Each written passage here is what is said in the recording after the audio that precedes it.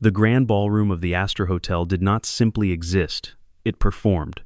It was an opera of affluence, a meticulously staged production of success.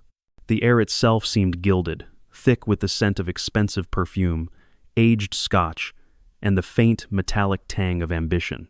Light, fractured into 1,000 shimmering pieces by colossal crystal chandeliers, cascaded down upon a sea of tables draped in linen so white it hurt the eyes.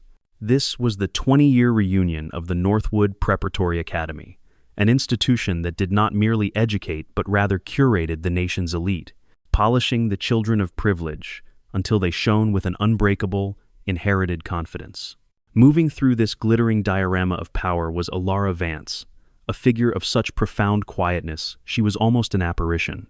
Her simple black uniform, functional and devoid of adornment, was a stark monochrome brushstroke against a canvas of vibrant silks and bespoke wool. Her dark hair was coiled into a simple knot at the nape of her neck, and her face, free of makeup, was a study in serene neutrality. On the silver tray she carried, champagne flutes stood like a fragile, crystalline army. Her steps were a whisper on the polished marble floor, a silent rhythm against the loud, percussive hum of the room. To the men and women she served, she was an extension of the hotel's function, a pair of hands, a delivery system for their pleasure. They saw the uniform, and, through the reductive lens of their world, saw a story they had already written. One of failed dreams, of a life that had plateaued and then descended. They did not recognize the girl who had once sat beside them, the one who could dismantle a philosophical argument with a few quiet, incisive questions. They had forgotten the name Vance, a name that, in a stroke of profound irony, was carved into the marble lintel of the very school gymnasium they had all once grudgingly frequented, a tribute to a grandfather's long-forgotten philanthropy. Alara's upbringing had been a masterclass in the art of quiet strength. Her parents, possessed of a fortune that was old, quiet, and deeply private, had instilled in her a different kind of currency. Wealth is a tool, Alara, not an identity, her mother used to say, her hands often stained with soil from her beloved rose garden, gently cupping Alara's face. Your character is the only thing you truly own. It is the one house no storm can ever tear down. Alara learned to build that house, brick by brick, with integrity, discipline, and a deep-seated belief that a person's worth was an internal, not an external measure. Tonight, however, the walls of that house were being tested. The air, heavy with unspoken judgment, was a familiar pressure. A man in a Brioni suit, his face a mask of casual entitlement, held up his empty glass without making eye contact. Another, he commanded, the word eclipsed, impersonal order. With a hand that was preternaturally steady, Alara refilled it. He turned away before the glass was even full, already engrossed in a conversation about hostile takeovers. He did not thank her. The omission was not a conscious slight. It was simply that, to him, she did not register as a person to be thanked. A few feet away, a woman with nails painted a glossy, predatory red leaned toward her companion. "Some people just peak in high school, don't they?" she whispered, her voice a venomous little hiss designed to carry. It's almost tragic. Alara felt the words land, not like a blow, but like a cold drop of water on her skin. She registered it, acknowledged its chill, and let it go. It was old poison in a new bottle. She remembered the same woman, 20 years younger, deploying the same casual cruelty in the sun-drenched halls of Northwood because Alara chose the company of books over the vicious politics of the cafeteria. Her silent ballet of service continued. As she navigated between tables, her sleeve, starched and simple, brushed against a sequined clutch purse perched precariously on the back of a chair. The purse's owner, a woman whose face was pulled into a taut, unmoving mask by expensive procedures, recoiled as if she'd been touched by fire. "Careful!" she snapped, her voice sharp enough to cut glass. "That bag is worth more than you make in a year, probably more." A small, ugly ripple of laughter spread from the surrounding tables. It was the laughter of a pack, a shared sound that reinforced their own sense of belonging by singling out another's perceived failure. Eyes, bright and hard as gemstones, flicked to Alara. They were waiting. It was a silent, collective dare. They were waiting for the blush of shame, the stammered apology, the bowed head. They were waiting for her to shrink, to validate their comfortable worldview, to perform the role of the unfortunate so they could continue their performance of the successful. She gave them nothing. Her gaze, clear and as deep as a winter lake, met the woman's for a single, fleeting second. "I will be more careful," she said. Her voice was even low and devoid of apology. It was a simple statement of intent, delivered with the finality of a judge's ruling. The woman, nonplussed by the lack of expected deference, looked away first, her surgically enhanced lips thinning into a line of displeasure. Alara moved on, but the brief, ugly exchange had unlocked a door in her memory. The opulent ballroom dissolved, replaced by a room that was its stark opposite, sterile, white, and smelling of antiseptic. The only sound was the soft, rhythmic sigh of a ventilator and the steady, reassuring beep of a heart monitor. Her mother's hand, so frail it felt like a bird's wing, was cradled in hers. Alara was 24, and in her bag lay a thick envelope containing an acceptance letter from Yale Law School.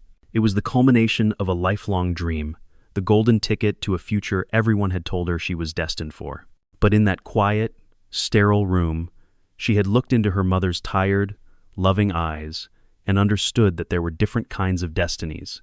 The family's vast resources could procure the best doctors, the most advanced treatments, but they could not buy time.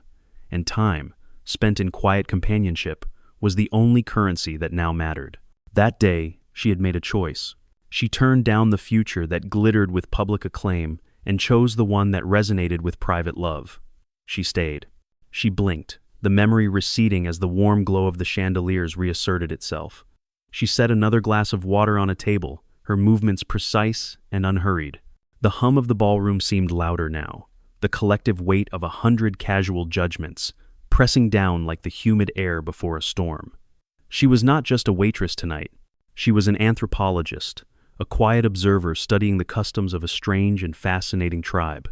Presiding over the room's most boisterous table, the one situated squarely at its gravitational center, was Cassandra Sterling.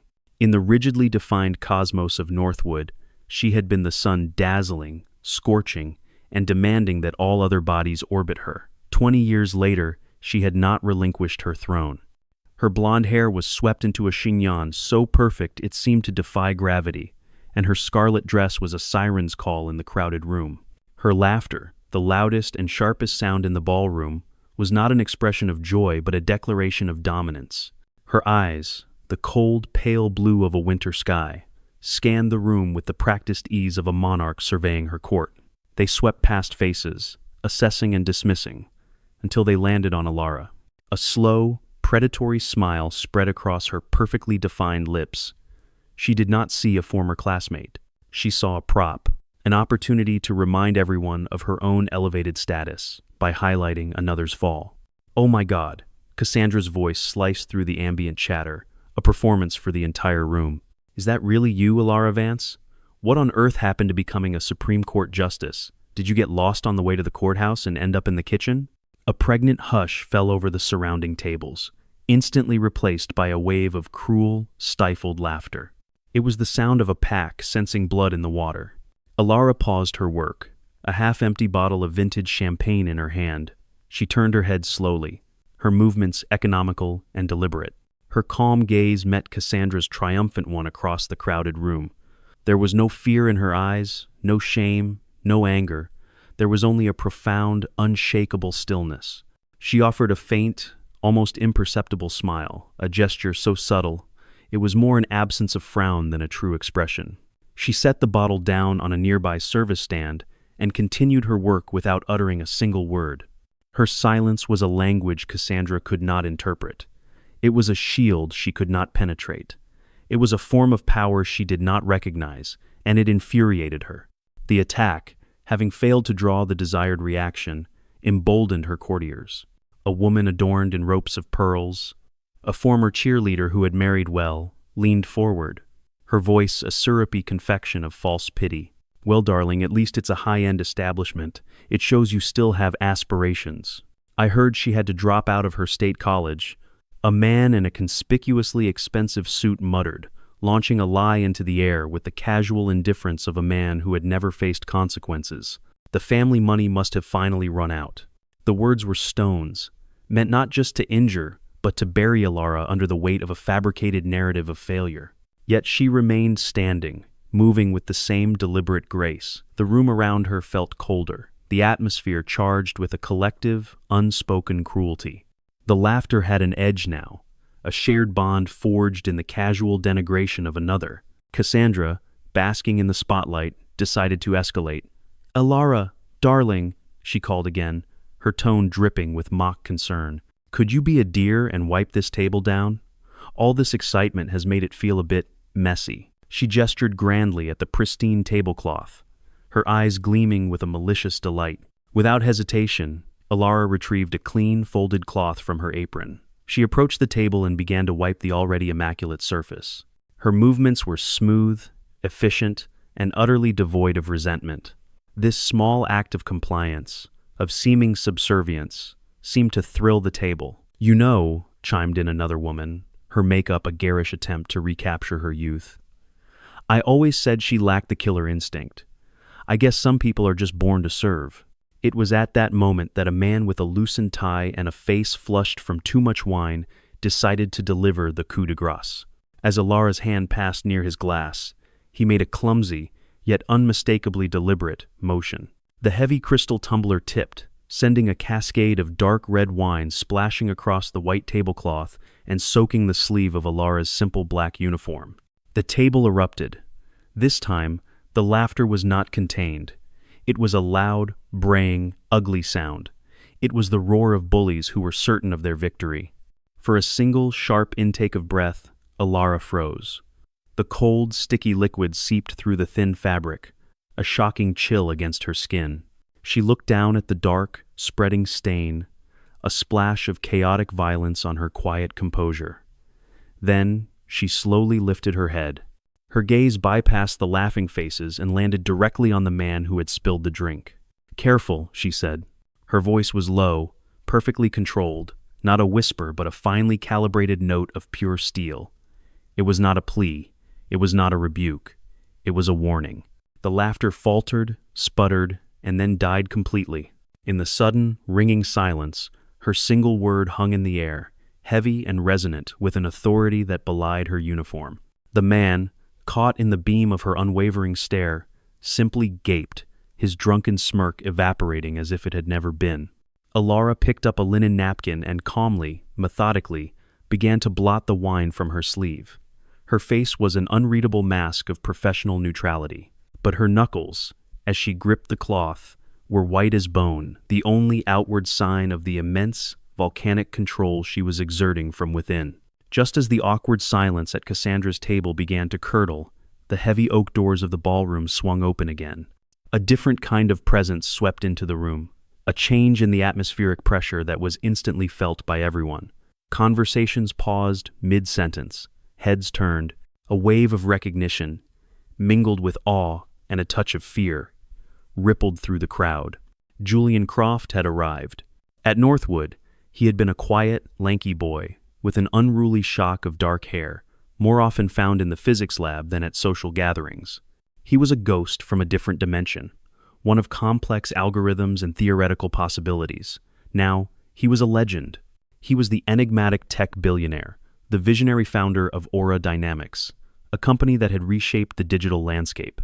He wore a simple, dark, exquisitely cut suit, but it was not the clothing that commanded the room. It was the aura of profound, unshakable self-possession he radiated, the quiet intensity in his eyes that suggested he saw the world not as it was, but as a series of systems to be understood and, if necessary, re-engineered. His sharp, analytical gaze swept the room, cataloging and dismissing the sea of hopeful, preening faces turned in his direction. Then, his eyes found Alara. She was standing near a service station, her back partially turned, the dark stain a glaring imperfection on her sleeve. For a long, deliberate moment, Julian just watched her. A small, almost imperceptible smile touched the corners of his lips. He saw not the uniform, but the ramrod-straight posture of her spine. He saw not the wine stain, but the unyielding calm with which she endured it. He saw the woman he knew, the unbreakable, quiet core of his own success. He crossed the room, a path magically clearing before him, and, to everyone's astonishment, took an empty seat at Cassandra Sterling's table. Cassandra, momentarily starstruck, recovered with the speed of a predator sensing an opportunity. She immediately launched into a breathless, name-dropping monologue about her latest trip to Paris, her voice pitched to impress. And the private jet was simply divine, Julian. We were at a gala with the Minister of Culture, and I wore this incredible Dior. She held up her designer handbag, angling it so the gaudy logo caught the light.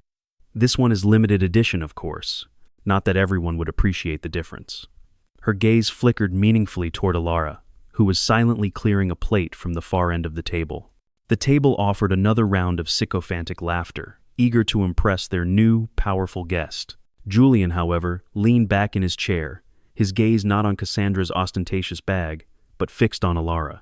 He waited for a lull in the one-sided conversation, and then his voice, calm and clear, cut through the noise with the precision of a surgeon's scalpel. "Alara," he said, his tone one of easy, genuine familiarity that stunned the table into silence. "Still keeping your habit of reading Seneca before bed?" The question was so specific, so personal, so utterly out of context with the scene, that it was like a record scratching across a symphony. The table froze. Cassandra's perfectly constructed smile wavered. Every eye swiveled from the billionaire to the waitress. Alara looked up, the plate held steady in her hand. Her eyes met Julian's, and for the first time that evening, her polite, neutral mask was replaced by a smile of genuine, if subtle, warmth. "Stoicism is always in style, Julian," she replied softly, her voice carrying in the sudden, absolute quiet. "It's more useful than ever." The casual intimacy of the exchange, the shared language of philosophy, hung in the air, completely destabilizing the room's established social order. A man with a slick goatee and a silk tie, attempting to regain control of the narrative, leaned forward and addressed Alara with a sneer. "Must be tough," he said loudly, playing to the bewildered audience. "Serving people who actually applied what they learned and made it big. You ever wonder where it all went wrong?" The question was a baited hook, a last-ditch effort to drag Alara back down to the role they had assigned her. Julian's eyes narrowed almost imperceptibly. He didn't intervene directly, he simply watched, a silent observer letting the final act of the drama play out. Alara paused, her hand resting on a fork. She looked directly at the man, her gaze clear and unwavering. "No," she said, and then she added, her voice still quiet but imbued with an unshakable certainty. "I don't." She straightened up, her tray balanced perfectly, and walked away, leaving a gaping hole of awkward silence in her wake. The atmosphere at Cassandra's table had irrevocably shifted. The air of smug superiority had been punctured by two simple, inexplicable questions.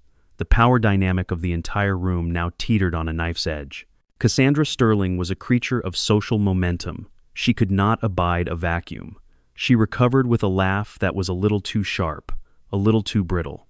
"Julian, you're too kind," trying to make the help feel included. "Now, Alara, be a dear and—" But Julian had seen enough. The experiment was over. The data was conclusive. He stood up. The sound of his chair scraping against the marble floor was not loud, but it had the startling finality of a gavel striking wood. Every conversation in the ballroom halted. Every eye was on him. He turned not to Alara, not to Cassandra, but to the restaurant manager, who was hovering nearby, his face a mask of anxious perspiration. "The keys to the main conference suite," Julian said. His voice was no longer conversational. It was a command, calm but absolute, that allowed for no possibility of refusal. The manager, flustered, scurried away and returned moments later with a small ring of keys on a polished brass tag. He handed them to Julian with a trembling hand. Julian walked over to where Alara stood, her hand still holding the cloth she had been using to clean up the spilled wine. The entire reunion, a room filled with CEOs, surgeons, lawyers, and financiers, watched in a state of breathless, unified silence. He took the keys and held them out to her, a simple offering that felt as momentous as a coronation. His eyes, intense and filled with a profound respect, were locked on hers. "This room belongs to you tonight," he announced, his voice ringing with an authority that filled every corner of the vast space. The words landed like thunderclaps in the quiet. He was not finished. He turned his gaze, now cold as glacial ice, upon the stunned faces at Cassandra's table. "For those of you who have forgotten or perhaps never knew the person sitting beside you, he continued, his voice deliberate and clear. Allow me to reintroduce Ilara Vance. She is the co-founder and, more importantly, the chief strategist of my company, Aura Dynamics. A collective, audible gasp sucked the air from the room. Cassandra's jaw dropped, her wineglass slipping from her nerveless fingers and shattering on the floor, the sound unnaturally loud in the silence. Tonight, Julian's voice dropped, becoming even more powerful in its quiet intensity. She is not here to serve you. She is here to sign a $200 million contract with the federal government. A deal that was faltering for 6 months until she stepped in, rewrote the ethical framework and secured it in 3 weeks. He paused, letting the raw, unbelievable numbers sink into their consciousness. He saw the disbelief warring with shock on their faces.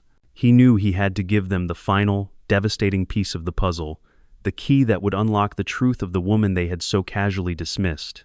Some of you, he said, his eyes finding the man with the goatee, seem to believe her life went wrong. Let me tell you about the choice she made. 20 years ago, Ilara was not just accepted to Yale Law.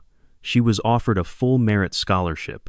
On the same day, I offered her the position of chief operating officer at my fledgling startup. She turned down both. She turned down a future of guaranteed wealth and prestige to go home and personally care for her dying mother through the last 2 years of her life. His voice softened, now filled with an emotion that was raw and genuine. She has been my silent partner, my moral compass, and the architectural mind behind every major success we have ever had. She built the house. I just turned the lights on. I owe her everything. Ilara's fingers finally closed around the cool metal of the keys. Her expression remained a mask of serene composure, but a quiet, formidable fire now burned in her deep, intelligent eyes. The silence in the ballroom was absolute, profound. It was a silence filled with the deafening sound of paradigms shattering, of lifelong, comfortable assumptions being ground into dust. The woman with the pearls fumbled with her napkin, her face flushed with a sudden, hot shame. The man in the Brioni suit stared at his plate as if it held the secrets to his own deeply flawed character. Cassandra, sputtering, finally found her voice. It was shrill, a desperate cry against a reality she could not accept. If she's the co-founder, why is she dressed like that? Why is she working as a waitress? It was the question everyone was thinking, their last lifeline to a world that made sense. Before Julian could deliver the final blow, a man in a crisp, conservative gray suit stood up from the secluded VIP table in the corner. He was one of the senior government officials involved in the contract, a man whose quiet authority was woven into the very fabric of his being. "Miss Vance," he said, his voice carrying across the room with polite, unwavering respect. "Your framework on subcontractor labor ethics was not just invaluable. It is going to become the new federal standard. You have done the country a great service tonight." He nodded at her, a gesture of profound professional acknowledgement.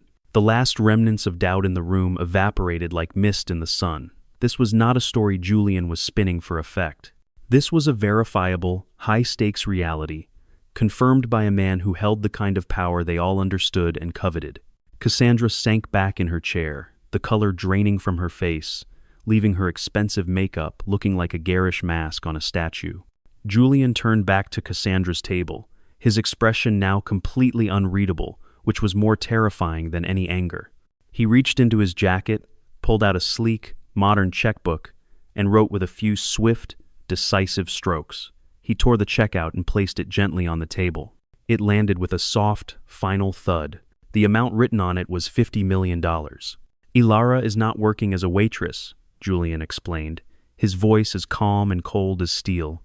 "She is conducting field research. She personally designed our new Workplace Dignity Initiative. We are seeding a $500 million fund to invest in companies that foster respectful, ethical, and humane environments for every single one of their employees, from the boardroom to the mailroom." He paused, his gaze sweeping over the now ashen faces. "Based on her direct observations of the management's deference to abusive clientele tonight, this restaurant group has just been chosen to receive our initial investment. Contingent, of course, on a complete, top-to-bottom overhaul of their corporate culture and management training, to be overseen by a firm of Miss Vance's choosing." The table was silent. The check lay there like a verdict, a $50 million monument to their own spectacular failure of character. Alara gave a small, almost formal bow of her head, a gesture of conclusion. She placed the wine-stained cloth on her now empty tray and walked toward the VIP table, her steps steady, her head held high. The entire room watched her go, their attention following her like a spotlight, the previous contempt now replaced by a stunned, fearful reverence. The fallout was not loud, but it was immediate and merciless, a digital tsunami in a world built on reputation. The junior executive named Greg, who had spilled the wine, felt his phone vibrate.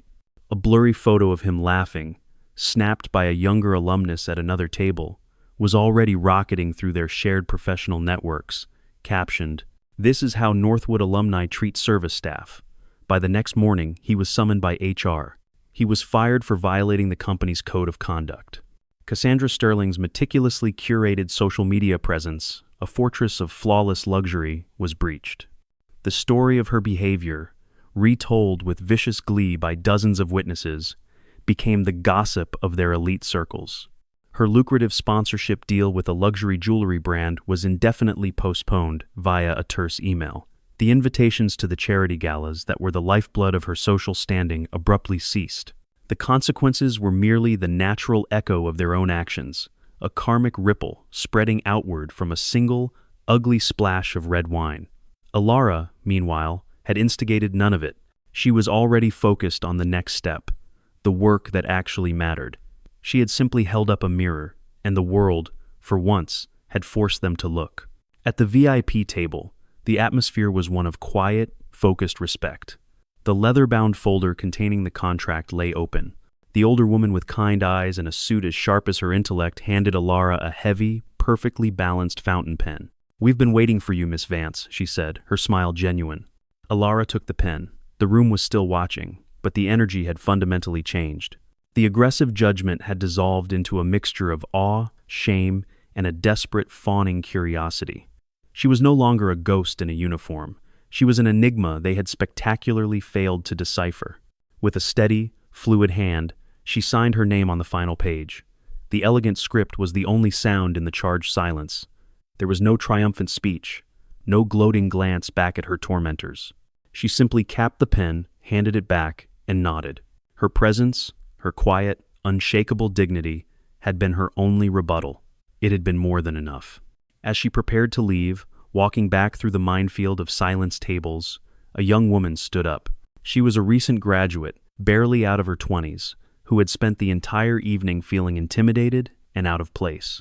Her face was flushed with a powerful, uncontainable emotion. "You're incredible," she said, her voice trembling but clear. The room turned, surprised by this new, unexpected development. I've been treated like that," the young woman continued, clutching a napkin in her hand as if it were a lifeline. "In my first job. They make you feel so small. I just wanted to thank you for not breaking." Alara paused her journey to the door. She looked at the young woman, and her eyes, which had been so calmly guarded all night, softened with a profound, knowing empathy. She gave a slight nod, a gesture of shared understanding. "Keep going," she said quietly.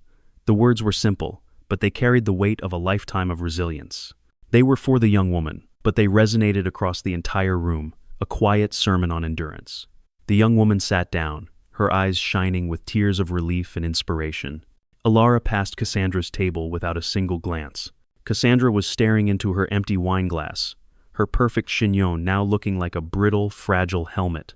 The man in the Brioni suit was furiously typing on his phone, his face pale with a dawning horror. The woman with the pearls was gone, her chair a silent, empty accusation. Julian met her at the door, his presence a steady, comforting anchor in the turbulent wake she left behind. He didn't need to say anything. He just fell into step beside her, a silent testament to a partnership that transcended words. Outside, the New York night was a chaotic, vibrant symphony of light and sound. Alara paused on the sidewalk, adjusting the strap of the simple bag she had carried with her. Her fingers brushed against the now dry wine stain on her sleeve, a faint, dark map of the evening's ugliness.